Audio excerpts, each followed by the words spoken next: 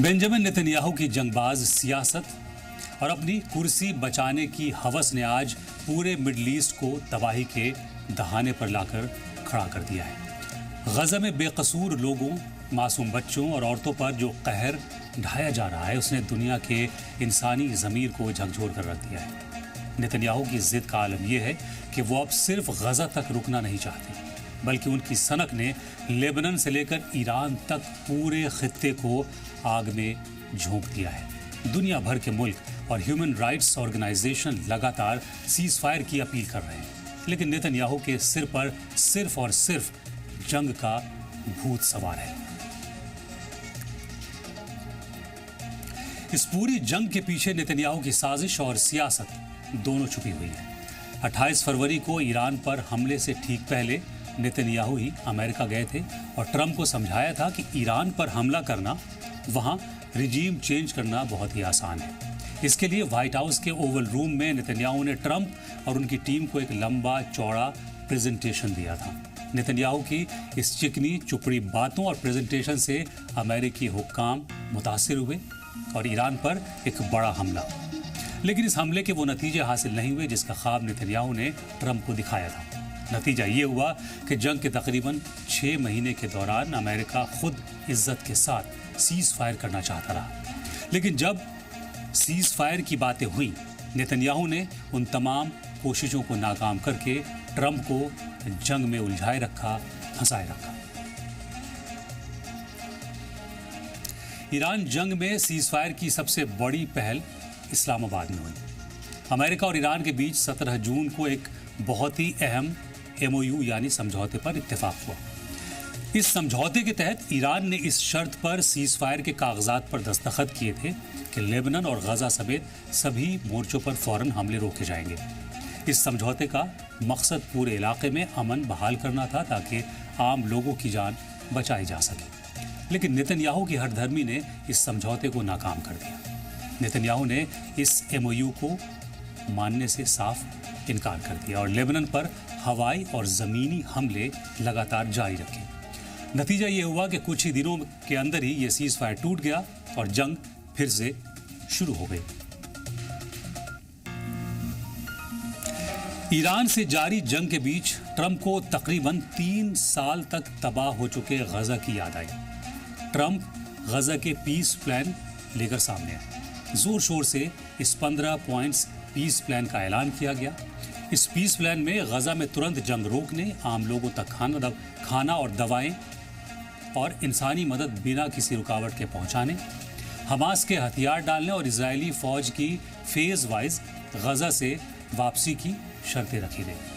Hamas ने भी इशारा दिया कि वो हथियार छोड़ने को तैयार है, लेकिन नेतन्याहू यहां भी नहीं माने। नेतन्याहू ने साफ साफ अपने सबसे मजबूत अलाई अमेरिका के प्रेसिडेंट ट्रंप को जवाब दिया कि हम गजा पर तब तक हमले जारी रखेंगे जब तक हमास को पूरी तरह खत्म नहीं कर दिया जाता, जबकि हमास पीछे हटने को तैयार था। यानी इस्लामाबाद MOU के बाद ट्रंप के गजा पीस प्लान को नेतन्याहू ने रद्दी की टोकरी में डाल दिया और अपनी सनक के प्लान पर आगे बढ़ते हुए लेबनान और गजा पर हमले करते रहे।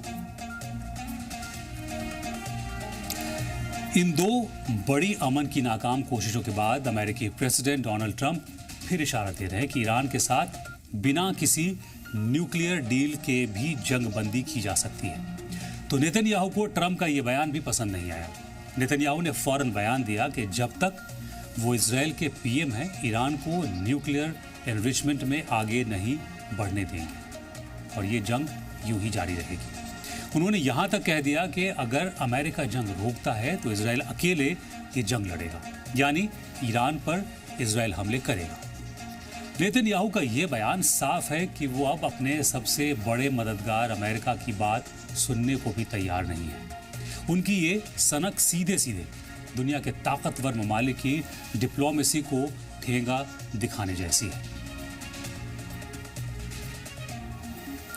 नेतन्याहू की जिद और सनक का खमियाजा आज सिर्फ इजराइल या फ़लस्तीन ही नहीं बल्कि गल्फ के तमाम ममालिक भुगत रहे हैं। खाड़ी के सारे मुल्क इस बेमतलब की जंग से बाहर निकलना चाहते हैं और इलाके में अमन चाहते हैं। जंग के फैलाव की वजह से हुर्मुज स्ट्रेट पूरी तरह बंद हो चुका है। हॉर्मूज स्ट्रेट के बंद होने से मिडल ईस्ट का ऑयल एक्सपोर्ट भी बुरी तरह मुतासिर हो रहा है। हॉर्मूज स्ट्रेट के बंद होने का असर इंटरनेशनल बाजार पर भी पड़ा। कच्चे तेल की कीमतों में बेतहाशा इजाफा हुआ, जिससे दुनिया भर में महंगाई बढ़ी। इस वक्त पूरी दुनिया एक बड़े एनर्जी क्राइसिस से गुजर रही है। पेट्रोल और डीजल की कीमतें आसमान छू रही हैं, जिससे आम इंसान की कमर टूट गई है।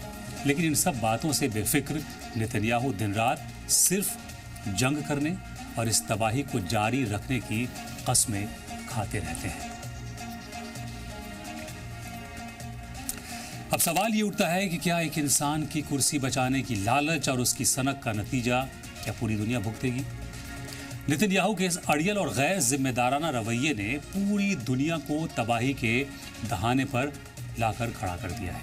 अगर दुनिया के बड़े ममालिक ने अब तक नेतन्याहू की इस जिद पर लगाम नहीं लगाई, तो ये जंग सिर्फ मिडल ईस्ट को ही नहीं निकलेगी, बल्कि पूरी दुनिया में एक ऐसा बहरान पैदा कर देगी जिससे शायद तारीख ने कभी देखा नहीं होगा।